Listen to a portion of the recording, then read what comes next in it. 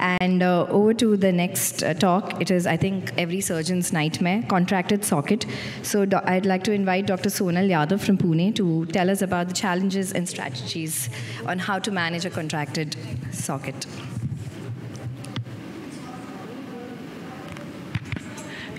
A very good afternoon to all. Thank you so much, Dr. Sonal, for the kind introduction.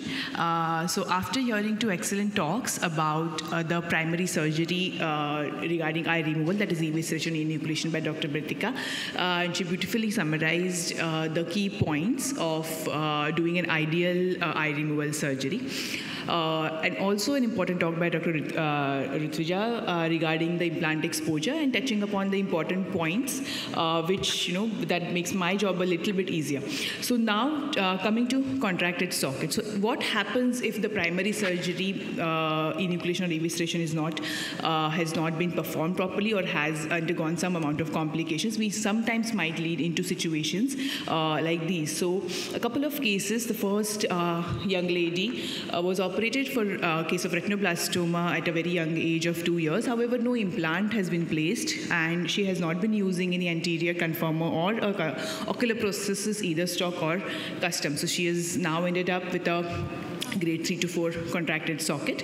The second young lady presented with a congenital enophthalmos and a congenital hypertrophy of the unilateral face.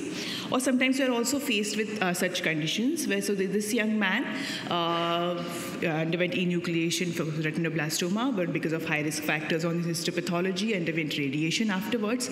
And though having been performed a very good surgery, post-radiation he did have some complications leading to symblepharon and wine formations in his fornix and thus leading to a contracted socket. So thus not able to retain his processes properly. So we are many a times we are faced with these situations, and so the pendulum for management of contracted socket goes from highly rewarding to highly frustrating for even a surgeon and the patients as well. So the key point here is customizing your approach, evaluating the patient well and finding out the exact points that can be corrected, and then using the permutation and combination of techniques we have in our oculoplasty toolbox to correct them either in a one sitting or a stage-wise approach.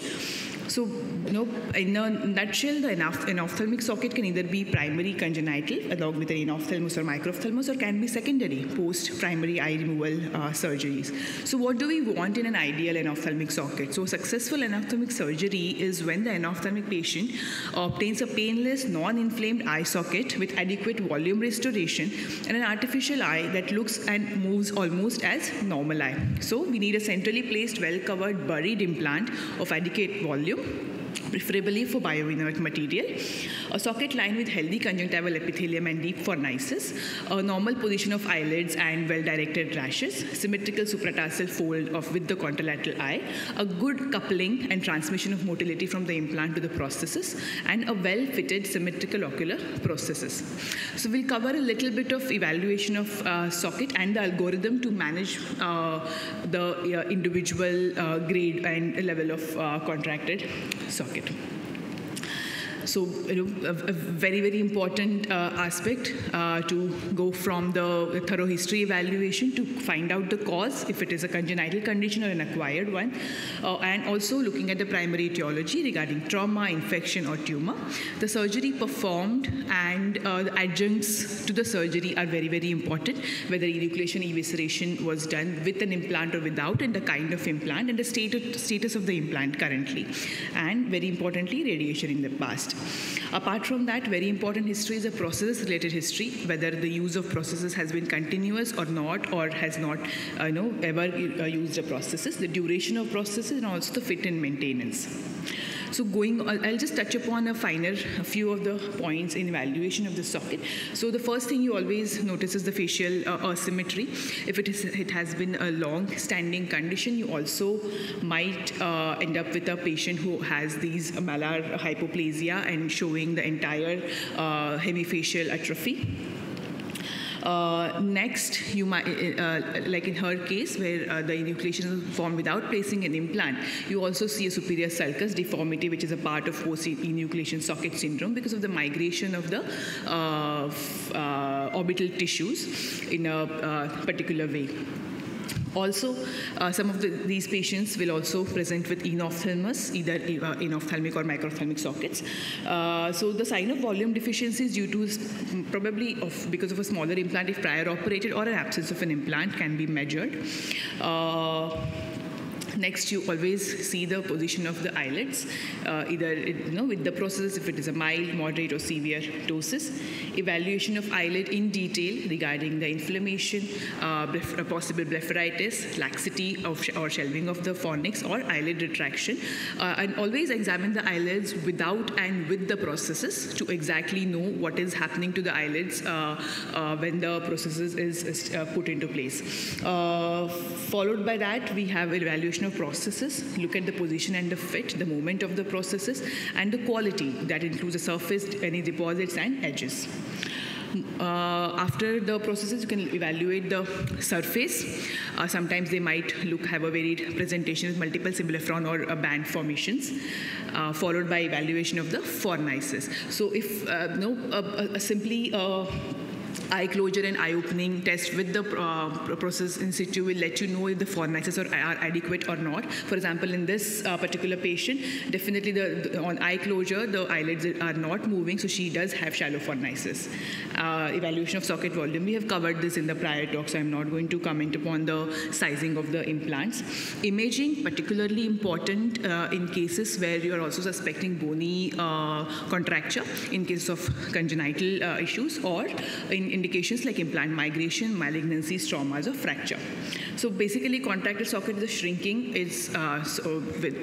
presents with a shrinkage and shortening of part or all of the orbital tissue, causing decreased depth of fornices, orbital volume, and ultimately leading to inability to retain the processes.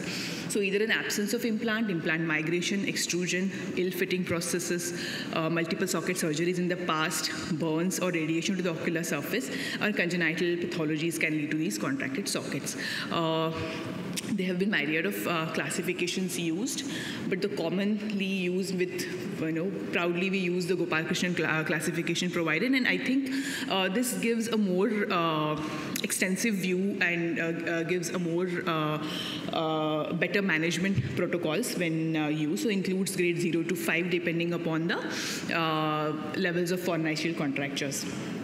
Banner-Smith contracture is basically a little simpliform from mild to malignant depending upon the fornices. The Gubor morphological classification is more of an etiological classification, includes enophthalmic, ophthalmic, microphthalmic, and hypoplastic.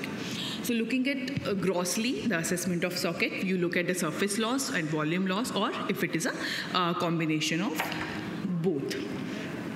So, indeed, a little bit in detail regarding assessment of surface. So, your surface comprises of a superior fornix, palpebral surface, and the inferior fornix. So, approximately these are the measurements your fornicial conjunctiva and bulbar conjunctiva should be getting. So, depending on that, you can either use fornix formation sutures, amniotic membrane grafts, mucous membrane grafts. I'll just summarize. I think Dr. Sonam is going to speak upon the grafts in detail.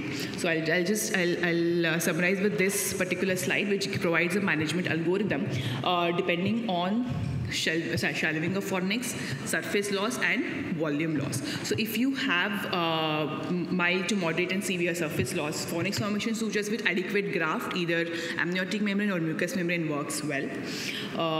No surface loss and volume loss, you can go in with a secondary implant. Along with surface loss, you can combine it with a secondary implant and a mucous membrane graft or a dermis fat graft. A severe contracted socket may need exentration processes or vascular pedicle grafts. So a well-formed socket can be fit with a custom ocular processes. A congenital microphthalmos case can have a serial conformer expansion of the conjunctival fornices and can be fitted with a adequately sized custom ocular process after surgery. Amniotic membrane grafting gives I'd request you to please conclude, Dr. Sonal. Yeah. So, in a nutshell, it is an uphill task to manage a case of contracted sockets. It requires a lot of patience on both the surgeons as well as the patient's end, and there is no one size fit all. It's always a customized approach. A single or a multi-stage surgical procedure followed by custom ocular processes fitting gives very satisfactory cosmetic outcomes. And though last point, however, a very important point, a role of ocularis is immensely important in managing all the cases of contracted socket. Thank you for the opportunity, and if there are any questions, we'll take them later. Thank you. Thank you so much, Dr. Sonal. I request you now to Sonal, in such cases, you can sit here and one of the big culprit for contracted socket is the stalk eye. Most of the time, this is what I am sharing with that a young ophthalmologist. If you do an epinucleation, whatever, in a very nice way, but if you fit a stalk eye, that means after a few hours, whatever way, there may be a contracted socket. So first cause is the contracted socket. Sonal nicely mentioned all. Just I want to add one. If we want to treat the contracted socket, first we have to know that is it due to the infection, underlying infection that cause, or it is a vascular cause. If there is a vascular cause, and we can find it out one by one.